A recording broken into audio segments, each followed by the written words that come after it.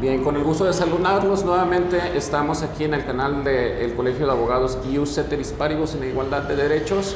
Un servidor, Beto Zaragoza, como presidente del Colegio de Abogados por la Innovación Jurídica en el Estado de Jalisco. Y bien, pues seguimos en esta barra de cultura democrática, teniendo a candidatos abogados dentro del Estado de Jalisco. En esta ocasión pues seguimos de manteles largos, ¿no? Tenemos una invitada, una abogada, que también va de candidata al distrito 16 por la coalición PRD PRIM PAN, y pues Verónica Juárez Piña. Muchas gracias, bienvenida y gracias por aceptarnos la invitación. No, muchas gracias por el espacio y el poder conversar de manera muy libre finalmente, y también pues saludar a todos los que nos escuchan y nos ven. Muchas gracias. Bien, pues antes que nada, como siempre lo hemos hecho, como lo hemos hecho con todos los candidatos, nos gustaría que nos hablaras, ¿quién es Verónica? ¿Quién es Verónica Juárez? Sí, ¿dónde viene tu carrera? Y bueno, ya dijimos abogada, por la Universidad de Guadalajara. Así es. Entonces, nos gustaría conocer un poquito hacia atrás, que nos das un pasaje hacia atrás. ¿Quién es Verónica Juárez? Bueno, yo soy Verónica Juárez, nací en San Pedro Tlaquepaque, ahí también he formado mi familia. Desde muy chica siempre me llamó mucho la atención la participación de la mujer, y sobre todo en un contexto más complicado que el que estamos viviendo. Yo decía cuando era una niña que quería ser presidenta de la República, cuando mi padre me ponía a ver los informes de gobierno, se me parecía que era todo un rito aquello, ¿no? Pero bueno, a mí me parecía muy importante los símbolos patrios en ese entonces, y un día le decía a mi papá, ¿sabes qué? Yo quiero ser presidenta de la República. No he sido ni candidata a la presidencia de la República, pero fui presidenta de mi secundaria en ese entonces. Así inicié en la secundaria 4 femenil. Después eso despertó de alguna forma el seguir participando en este ambiente, en el ambiente estudiantil. Fui fundadora de la Federación de Estudiantes Universitarios, y luego ingresé en el Partido de la Revolución Democrática en el año de 1992. Desde entonces soy militante de mi partido, y luego tuve algunos cargos directivos en el Partido de la Revolución Democrática, en su comité ejecutivo. Fui la primera secretaria de los jóvenes en el estado de Jalisco. Tuve algunos otros cargos, como ser secretaria de Acción Electoral, de Organización. Coordiné la campaña de gobernador en ese entonces de quien fue nuestro candidato, el doctor Raúl Vargas, y de ahí di un salto a hacer política a nivel nacional, todavía en la política, en torno a la política juvenil.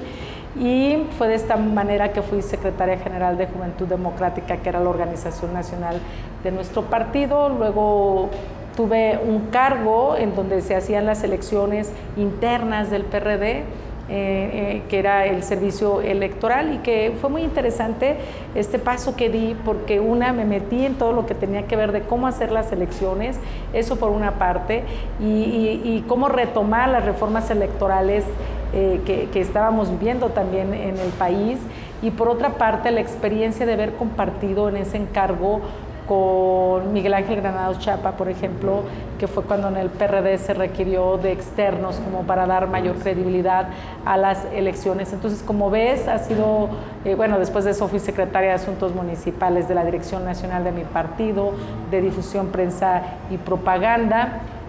He sido legisladora ya en la 61 legislatura, donde me honré en presidir la Comisión de la Niñez, que por primera vez fue ordinaria.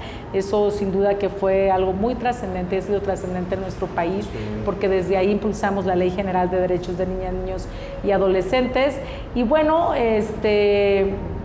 ahora que nuevamente soy diputada federal, coordino el grupo parlamentario del PRD, y también pues ahora soy candidata a diputada por el distrito 16, inaugurando lo que ha sido ahora la reelección. Entonces, mi carrera política la empecé desde muy joven, y ese ha sido como el andar de Verónica Juárez. Bueno, pero eso por una parte. Sí. Por otra parte, decirte que soy madre de Frida Contreras, que es una niña de 10 de 10 años, que sin lugar a dudas siempre las hijas y los hijos son ese motor que de manera permanente nos hacen el seguir adelante. Y pues bueno, actualmente egresé de la carrera de Derecho de la Universidad de Guadalajara y actualmente estoy cursando una maestría en Derechos Humanos y Democracia en la Flaxo, lo cual sin lugar a dudas también es una experiencia digo yo muy satisfactoria, en donde el combinar todos los conocimientos que se adquieren, el trabajo que hemos hecho en la Cámara y de cómo ahora los derechos humanos, en mi opinión, tienen que tener ser transversales en toda la actividad, en cualquier tipo de actividad. Y pues bueno, soy una ferviente defensora de mi origen, soy tlaquepaquense, y entonces cuando uno viaja de repente te dicen, oye, eres de Jalisco, entonces eres de Guadalajara. Les digo, no, yo soy tlaquepaquense. Y luego me dicen, oye, entonces tapatía, porque tienen los ojos tapatíos, que nada de eso están chiquititos, pero les digo, quienes tienen los ojos tapatíos son las mujeres que nacen en Guadalajara. Bueno, luego ya terminan diciendo, entonces pareces jarrito de Tonalá. Oh, no, soy de Tlaquepaque. Entonces defiendo mucho mi origen, en donde nací, también el origen, el que tiene que ver en el ámbito universitario, y también ese origen que tengo de esa formación que me dio sin lugar a dudas el haber participado en política estudiantil. Creo que esos han sido los pilares dentro, en el marco de mi formación y en el marco de mi carrera, sobre todo política. Muy bien, pues muchas gracias.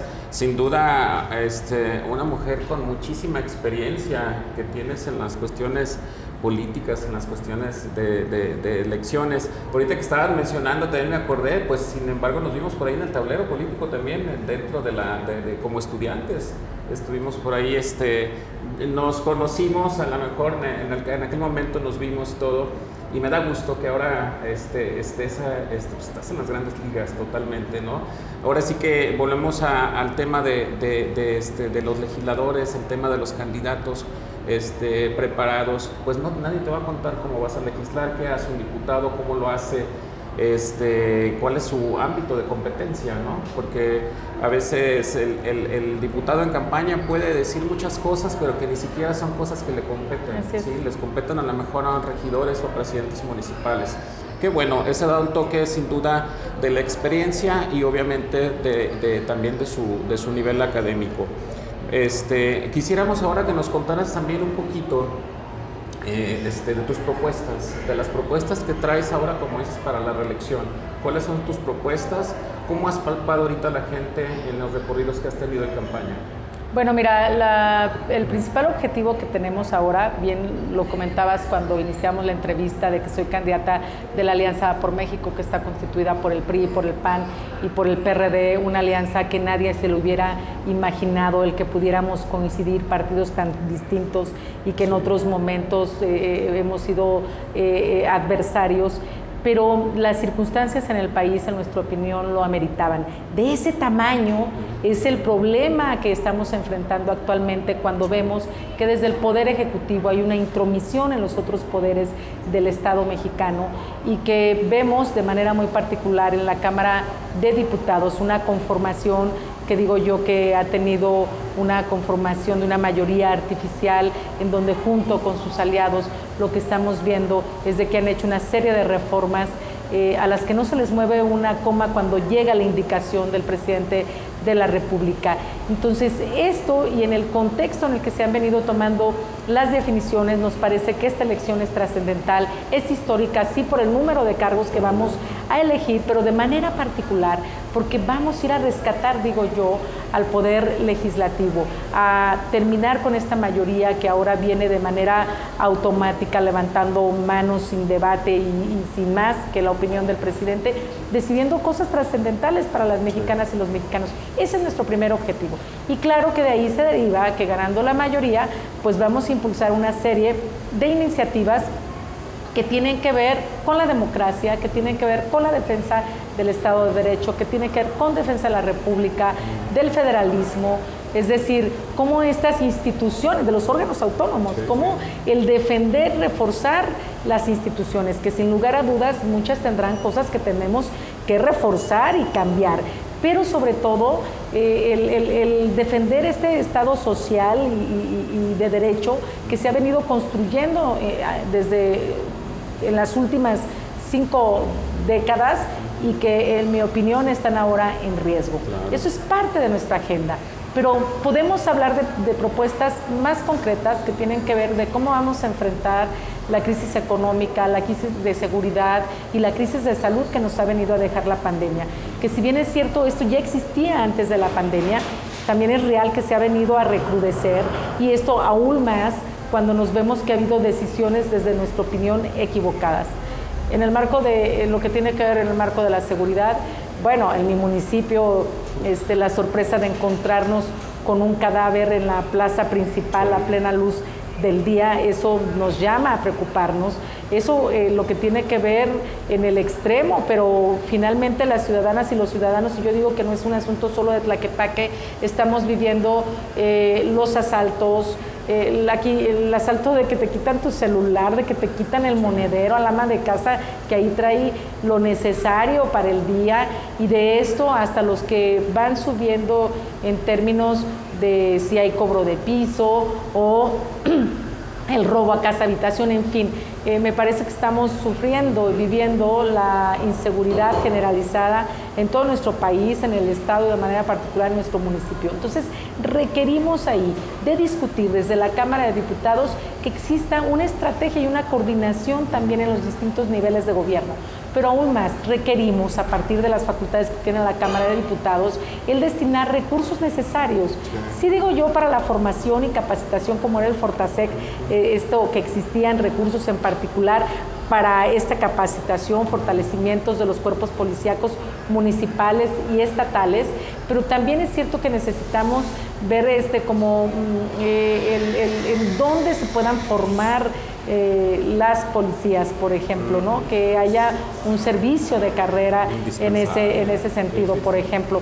Y por otra parte, me parece también que vamos a tener que echarle un ojo a las actividades y acciones que se tienen desde la Guardia Nacional, que recientemente se conformó, que tenemos una ley, pero que en mi opinión tenemos que todavía quedan algunos pendientes. La otra es ver qué va a ocurrir ahora después de la reforma que hubo en torno a la Guardia Nacional y el debate que se dio en la actividad que realizan las Fuerzas Armadas, y que en uno de los transitorios de la reforma Constitución que se estableció, se mencionaba que estas tienen que regresar a los cuarteles terminando este periodo presidencial, y es momento que no hablamos de qué manera va a ser esa transición, y hay que discutirlo porque está en un artículo transitorio, pero aún más es de cómo vamos a reglamentar ese artículo transitorio que ha quedado, por decirlo de alguna manera, en el olvido. Bueno, lo que tiene que ver con la seguridad, lo que tiene que ver con la economía.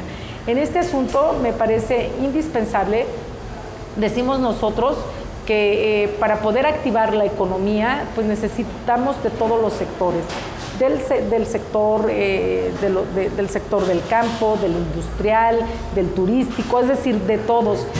Pero también requerimos que a la gente se le diga cómo va a poder resolver los asuntos desde su bolsillo, desde la manera personal. Y decimos que queremos, que debemos de implementar un ingreso mínimo de emergencia. ¿Qué quiere decir? Que se le pueda dar un recurso, solamente en tanto termina la pandemia, a todos aquellos que tengan más de 18 años, en virtud de que no se implementó ninguna acción de manera concreta para enfrentar la pandemia. ¿Y qué pasó durante la pandemia? Nos convocaron a quedarnos en casa, pero ¿y qué ocurrió al contrario? La gente perdió sus empleos, de cualquier forma teníamos que pagar luz, el agua, el predial, es decir, la gente tuvo que hacer frente de donde pudo, comprometió su patrimonio, pidió prestado, empeñó sus cosas. En otros hemos visto cómo el 60% de las afores han sido retiradas en su parte, lo que tenía que ver como una pensión para su vejez. Es decir, la gente actuó para resolverlo y los abandonó el gobierno federal, y que en mi opinión tenemos que discutirlo esto. Hay otros programas, esos también hay que revisarlos y hay que ver cómo fortalecemos, pero también cómo los transparentamos. Pero esa es una de nuestras propuestas. Y otra de las propuestas que yo estoy impulsando de manera particular es qué hacemos para que a través de la ley podamos obligar a que las personas que tienen más de 40 años puedan tener un trabajo digno. Digo, si ahora vemos los letreros que existen, cuando se están solicitando personal, pues tienen que ser menos de 40 años. ¿Y qué estamos haciendo entonces con la experiencia de quienes tienen 40 años? Pero ¿qué vamos a hacer si no se les emplean? Pues entonces buscan engrosar lo que se le ha llamado el trabajo informal, y en donde hay pérdida de derechos. Y en ese sentido estamos perdiendo a generaciones, digo yo, que son productivas y que deben ser tomadas en cuenta. Entonces, que por ley podamos implementar para que existan incentivos a todas aquellas empresas, por ejemplo, que puedan emplear a las personas que tienen más de 40 años. De manera particular, he venido impulsando desde hace tiempo ya, en el que los productos de higiene menstrual, como son las toallas sanitarias, los tampones, las copas menstruales, estén de manera gratuita y al alcance en todas las escuelas y centros de salud para niñas y adolescentes. Déjame decirte que a mí la agenda de niñez es la agenda que me apasiona, por la que he venido trabajando, y me parece que debemos de hablar más de menstruación y debemos de hablar más de en qué condiciones le enfrentan las mujeres, pero sobre todo las niñas y las adolescentes, que muchas de las veces se excluyen por esta circunstancia, que pasan momentos difíciles porque no saben cómo enfrentarlo, pero también las familias, el apartar recursos para los productos de higiene menstrual no es una prioridad. Entonces me parece también que eso, ya habíamos dado un paso en la Cámara de Diputados, no se ha terminado el proceso legislativo, y esta es una de mis propuestas, y que discutamos también el asunto de por qué las mujeres pagamos IVA cuando compramos esos productos de higiene menstrual. Déjame platicarte que cuando tú compras una joya, no pagas impuestos, pero compras unas toallas sanitarias y pagamos impuestos. Es decir, las mujeres estamos pagando un impuesto por el solo hecho de ser mujeres. Y de esto el gobierno recauda alrededor de 3,000 millones de pesos anuales.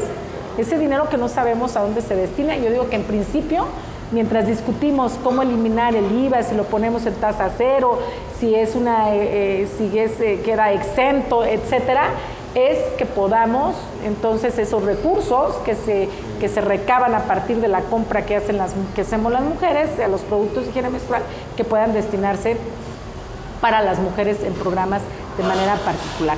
Y algo que nos ha preocupado mucho en la campaña es todo lo que tiene que ver con la crisis de salud que estamos viviendo.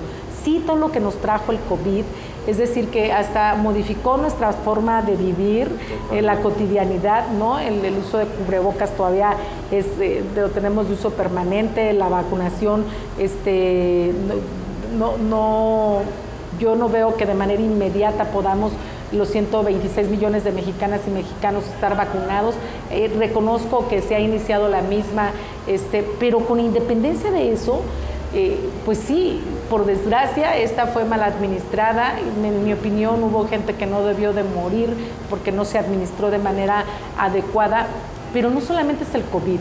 Hay miles de personas que enfermaron de otras cosas y que no fueron atendidas de manera adecuada, que la falta de medicamentos está de manera permanente, es decir, tú vas y te quieres operar de algo y te trasladan para otros meses, quieres algún medicamento y no está y tú lo tienes que comprar.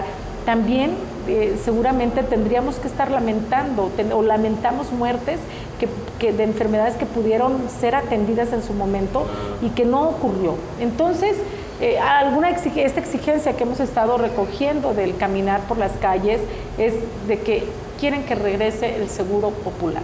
Y esa será otra de las tareas que debemos de estar impulsando desde la Cámara de Diputados. Y por supuesto que tendremos que discutir, cuando hablabas de las facultades que tienen las diputadas y los diputados, yo digo, para hacer leyes como estas que te estoy platicando, reformas a la Constitución también, hay que revisar bien el derecho humano al agua, por ejemplo, tenemos que discutirlo de manera más profunda, ahora que en Guadalajara, en Tlaquepaque, en Zapopan, en todo el estado, estamos viviendo la falta de este líquido que es vital. Bueno, hay que ir a discutir también la ley de las aguas, así le hemos nombrado. pero hacemos leyes, reformas a la Constitución, y por otra parte tenemos una facultad exclusiva que es la de discutir el presupuesto, es decir, los impuestos, los dineros de todos que se los dineros de todas y de todos que se recaban, hacia dónde van. Ahí se discute cuánto dinero se direcciona a salud, a educación, al campo, al deporte, a infraestructura. Ahí se define todo, claro, qué programas serán prioridad. Claro, claro. Y en ese sentido me parece muy importante, por eso es de que debemos de combatir esa mayoría para que podamos tener un presupuesto que atienda a las necesidades de los estados, de manera particular a Jalisco, que ha sido uno de los estados que se les ha castigado por este gobierno de la Cuarta Transformación, en donde han llegado menos recursos, tan solo los que tienen que ver con el gasto federalizado, alrededor de 9,000 millones de pesos, que significó dejar de tener puentes, caminos, carreteras, es decir, esta infraestructura que es también de primera necesidad. Y luego, pues ahí vamos a tener que discutir hacia dónde se van todos los dineros. Por eso te decía, esa es la segunda, digo yo, facultad importante que tienen las diputadas y diputados. Y de ahí se pueden etiquetar recursos para programas en particular o para lugares en específico. Tendremos que regresar programas entonces que desaparecieron, el de las estancias infantiles, el que exista más recursos para los refugios de mujeres, regresar fideicomisos que eran sustanciales, como el que tenía que ver con el Fonden, es aquel recurso que ahí estaba para una emergencia, como cuando hay aquí que hemos vivido los incendios en la primavera, pues esos recursos estaban para activarse de manera inmediata y atacarlos. Todos esos los desapareció la Cuarta Transformación, todos los que tenían que ver con la ciencia, con la tecnología, recursos para las universidades públicas que no recibieron más que lo mismo que el año anterior, cuando la matrícula se abrió a través de una reforma constitucional en la que se crearon nuevos derechos. Bueno, y la otra función que digo yo que tenemos las legisladoras y los legisladores es ser gestores, es acompañar a las y los ciudadanos, sobre todo a los que representas, pero yo digo que a todos, porque finalmente nos convertimos también en una diputada, un diputado de la nación, pero tenemos que acompañar las exigencias de quienes representamos. Y en ese sentido me parece que estamos obligados y obligadas a crear lo que yo le he llamado comunidad. ¿Cómo creamos nuevos mecanismos de comunicación con quienes representamos? ¿Cómo los involucramos en las definiciones que vayan más allá de los grupos parlamentarios, de los partidos políticos, sino conjugarlos y tomar las decisiones con quienes representamos? Hay que regresar, digo yo, a las asambleas, a las reuniones de barrio, a que vayamos a revisar qué es lo que está ocurriendo en nuestro distrito y a que tomemos en cuenta a la ciudadanía, pero también a las organizaciones de la sociedad civil y a la expertise que pueda existir en distintos temas. Y de ahí me quiero detener entonces ahora en lo que pueden significar todos ustedes. Es decir, cuando hablamos de los colegios, yo he tenido experiencias con colegios o con cámaras, estos espacios de organización en donde se reúne pues la experiencia de determinados temas o sectores. Me parece que lo que ahora ustedes están haciendo es sustancial, porque lo que se requiere también cuando se legisla es tener a un lado, decir en la mesa de al lado a las y a los expertos, la opinión desde quienes están en la academia, desde quienes están en la praxis, desde quienes han estado viviendo o siendo protagonistas en distintos temas que tienen que ver con el derecho. Eso me parece sustancial y por eso me da mucho gusto estar con ustedes. Muchas gracias. Sin duda vamos a estar levantando la mano siempre. Bien lo dijiste, fíjate que a través de la historia a quien los colegios se han tomado en cuenta, por ejemplo aquí en Jalisco, pues es arquitectos, es ingenieros, ¿no? Pero siempre, no se han tomado en cuenta y es lo que estamos luchando nosotros, estar levantando la mano.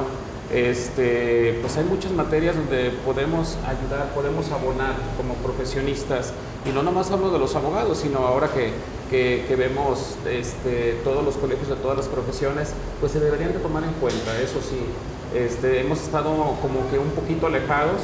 Ahorita nuevamente estamos retomando esos lugares ahora con la nueva ley de profesiones del Estado, y pues sin embargo vamos a estar levantando la mano, claro, vamos a estar levantando la mano para que nos sigan viendo. Claro. Y está excelente, ¿no? Creo que traes muy claro lo que hace un legislador, volver, eso sí, ojalá sea un compromiso que vuelvan a quienes los representaron, a quienes votaron por ustedes, porque a veces como que se olvida ese espacio. Ahorita se puede hacer una comunicación utilizando las herramientas tecnológicas y pues además, fabuloso, ¿no? Por supuesto, me parece que el uso de las nuevas tecnologías vienen también a reforzar el que podamos tener lo que decía, nuevos mecanismos de comunicación. Yo digo que tenemos que estar por tierra y por aire. Cuando digo por tierra es regresar con quien a esa casa a la que fuimos a tocar, a las reuniones que llevamos a cabo, pero también el tener a través de las nuevas tecnologías, pues ya ahora las reuniones por Zoom, las páginas, es decir, me parece que no hay excusa para que no retomemos y tomemos en cuenta lo que están también pensando, sintiendo, exigiendo a quienes nos llevaron al cargo. Así es. Ojalá no se olviden de todas esas personas, y hablo para todos, no nomás para hacia tu persona, pero es para todos los candidatos y que van a tener ya pues este 6 de junio la oportunidad de recibir esos votos de la gente, de la ciudadanía. Otro de los puntos que quisiera ver, ¿cómo lo ven ustedes en el sistema de que está la pandemia, está el COVID? Si de por sí estas elecciones intermedias son muy bajas, tienen muy alto el abstencionismo, ahora con la pandemia pues está un poquito difícil. ¿Cómo has visto a la gente en ese sentido? ¿Crees que salgan a votar?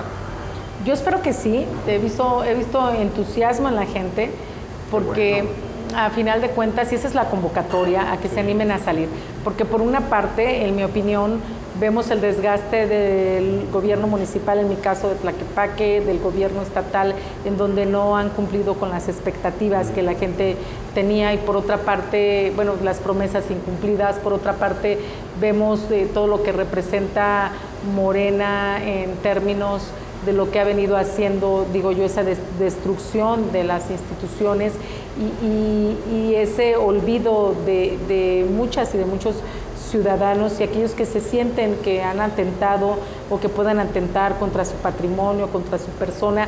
Entonces, me parece que el voto, a través de ello, pueden dirigir su manifestación, su inconformidad y traducirlo finalmente en algo efectivo para poder cambiar la realidad. Entonces, yo espero que a pesar de la pandemia, la gente salga a votar. Sabemos que serán en condiciones distintas, como ahora ya es nuestra vida, ha cambiado de la que teníamos hace un poco más de un año, pero me parece que vamos a tener una buena participación y yo espero que así sea el próximo 6 de junio y que lo hagamos con todas las condiciones necesarias, con los que estamos llamando, que tiene que ver en materia de sanidad, de sanitización, como hemos dicho ahora, de que todos los cumplamos, para que demos garantías de que las y los ciudadanos puedan salir a ejercer este derecho que tienen de elegir a sus representantes con seguridad en ese sentido, en términos de salud y de lo que ha representado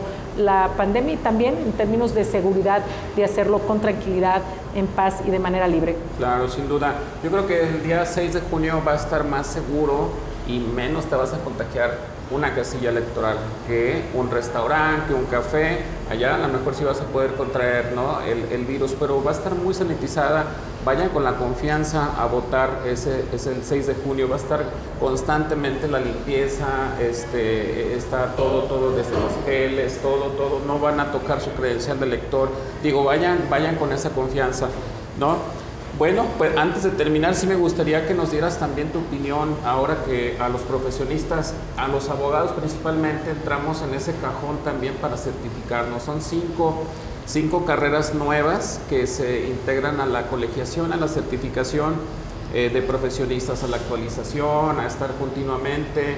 Y pues ya estamos al 2022, nos ha tardado un poquito la pandemia, no sé si es posible que exista una prórroga, pero el 2022 lo marca como ya el inicio de la certificación y nosotros estamos haciendo lo propio, ¿sí?, en las cuestiones de la educación al interior de nuestro colegio. Entonces estamos ya empezando con la actualización para tener esas constancias y tener a nuestros abogados ya listos para rumbo a la certificación. ¿Qué opinión nos puedes dar en ese tema de la colegiación y la certificación? Bueno, primero felicitarles, porque sé que están haciendo un esfuerzo que me parece que hay que reconocerlo, que es sustancial, porque creo que en la medida en que estemos actualizados, en la medida en que conozcamos los nuevos derechos que también se van conformando y esta nueva dinámica que el nuevo sistema de justicia nos dio, que todavía no está concluido, por cierto, todo lo que tiene que ver con el nuevo sistema de justicia, que tiene que ver con el sistema acusatorio, penal acusatorio, por ejemplo, también. Entonces, me parece que esto, hablando de este tema, pero hay otros que sin lugar a dudas requieren de la atención de las y los abogados, pero también requieren de que hacia afuera se vean con mucha confianza. Y me parece que eso es lo que da confianza, y da confianza, digo yo, y que hay que decirlo, me parece que este es un espacio adecuado para que tengamos esa reivindicación que debemos de tener los abogados y las abogadas. Sí. Me parece que de repente cuando se habla de los abogados puede que no se hable con mucho prestigio, sí, pero esto va a abonar a hacerlo. Exacto. Y creo además que en esta nueva perspectiva también se pueden estar innovando, esto que tú hace un rato comentabas, cómo el que los tengamos que consultar, eso por supuesto que da mayor confianza, el que puedan estar en todos los temas, no solamente digo en esta organización, sino en la opinión de lo que pasa en nuestro contexto, ahora que nos encontramos, digo yo, en una crisis donde vemos que hay atentado contra el Estado de Derecho, pues los abogados debemos de estar en primera fila, las abogadas y los abogados, para opinar, para proponer, y creo que eso va a ayudar mucho el que quienes estén en este colegiado pues sean finalmente que se diga que cuentan con una certificación, que eso nos da la garantía en cierta parte para tener la credibilidad, digo yo, que en otro tiempo se ha perdido. Pero creo que estamos en un buen momento. Me parece que tenemos muchísimos retos, el opinar, digo yo, el proponer, pero también el acompañar. Sí. Y el acompañar en aquellas circunstancias que pueden ser emblemáticas en defensa de los derechos humanos, en defensa de aquellos que están en condiciones complicadas, y también en nuevas reformas que se requieren, y que ahí los abogados debemos de jugar, y las abogadas, un papel primordial en la elaboración de las leyes, en las distintas reformas que deben de existir. Siempre debemos de tener a un buen abogado, una buena abogada. ¿Y qué decir? Que, por ejemplo, ahora que estamos en la Cámara de Diputados, en esta circunstancia en donde decimos que hay intromisión, una mayoría que define, para nosotros ha sido sustancial el acompañamiento de las y los abogados desde la academia, por ejemplo, ¿no? Desde la experiencia que se tienen. Y ahora que presentamos controversias constitucionales, por ejemplo, me parece en eso pues se requieren a los abogados que sepan todo el procedimiento, pero todo lo que conlleva, y que no es un asunto sencillo, ¿no? Sí. O las acciones las controversias constitucionales, las acciones de inconstitucionalidad, y estar en este debate de lo que está ocurriendo. Yo retomaré el asunto que tiene que ver con la ley Saldívar, que así la hemos conocido, cuando veíamos que está el Ejecutivo en la ampliación del periodo, pues ahí los abogados es el terreno de todas y de todos, y que me parece que debemos de salir en defensa del Estado de Derecho y en defensa de lo que hemos estudiado, que tiene que ver con la vida diaria a final de cuentas. Entonces, de ahí mi reconocimiento, mi felicitación, y sin duda que ahora que esté en la Cámara de Diputados estará tocando las puertas del colegio para que nos puedan orientar y acompañar en todo lo que sea necesario. Muchas gracias, claro, sin duda vamos a estar levantando la mano, y mientras se trate de abonar, ahí vamos a estar presentes. Les aseguro que sí, tendremos que hacer un equipo con estas asociaciones de profesionistas que sin duda son muy buenos, ¿no? Y ese acompañamiento va a ser genial. Esperemos que sí, próximamente nos podamos estar viendo. Muchísimas gracias por eso. Y bueno, pues ya para terminar esta charla, ya se nos fue el tiempo, la verdad, bien explicado, bien, nos llevas a imaginar los escenarios, nos das a conocer en realidad lo que hace un legislador con esa experiencia. ¿Por qué votar por Vero Juárez? ¿Por qué votar por Verónica Juárez en estas elecciones este 6 de junio? Y que le invites también a la gente a votar este 6 de junio, que salgan sin ese miedo, que salgan en el festejo electoral. Bueno, yo los invito a votar por la alianza que represento, los que son priistas que voten por el PRI, los que son panistas por el PAN, los que son perredistas por el PRD. Quien me conoce sabe que soy una mujer decidida, saben que soy una mujer que digo lo que pienso, saben que soy una mujer que no me tiembla la mano. Así lo he demostrado ya en la Cámara de Diputados, a la hora que estamos enfrentando las iniciativas que ha enviado el presidente de la República. Pero sobre todo soy una convencida de que debemos de defender al Poder Legislativo y con eso estaremos defendiendo las posiciones de quienes representamos y sobre todo porque llevaré la voz de las y los tlaquepaquenses al Congreso de la Unión, de manera particular a la Cámara de Diputados. Me parece que la experiencia en este sentido también cuenta, pero sobre todo la convicción, la congruencia y la definición de ir a hacer lo que tengamos que hacer en defensa del Estado de Derecho. Muy bien, pues muchas gracias. Verónica Juárez Piña, candidata a diputada federal por el distrito número 16, Tlaquepaque, por la coalición PRD, PRI, PAN. Pues te agradecemos que hayas aceptado la invitación. En realidad la contacté por redes sociales, por el Twitter, nos contactamos, de años sin vernos, a lo mejor, pues, como te digo, éramos chiquitos cuando estábamos por allá en la política estudiantil. Y qué padre que nos logramos a contactar por las tecnologías y mira, ahora estás aquí, te agradeciéndote. No, y gracias sin a duda ustedes, gracias a ti. Esta oportunidad y para todos nuestros colegiados y obviamente para toda la sociedad en general que nos oye y que nos escucha. No, pues gracias a ustedes y sin lugar a dudas esta oportunidad de hablar entre colegas, digo, a partir de que compartimos la profesión, pero sin lugar a dudas que esto nos da distintas aristas que nos permite confluir en un espacio y a partir de ello contribuir en todo lo que sea necesario, por el bien de nuestra carrera, esta reivindicación que hablamos, pero sobre todo por ese compromiso que más allá de lo que se dé al interior del colegio puede darse hacia el exterior y eso me parece nuevamente algo extraordinario. Gracias por la oportunidad. Muy bien, muchas gracias. No me queda más que agradecerte a nombre del Colegio de Abogados por la Innovación Jurídica en el Estado de Jalisco y del canal del Colegio de Abogados Ius Ceteris Paribus en la igualdad de derechos. Me despido, nos vemos en la siguiente cápsula. Beto Zaragoza, servidor, presidente del Colegio de Abogados, presidente fundador. Muchas gracias, Pero. Gracias. Gracias. Nos vemos a votar el 6 de junio, recuerden. Todas y todos.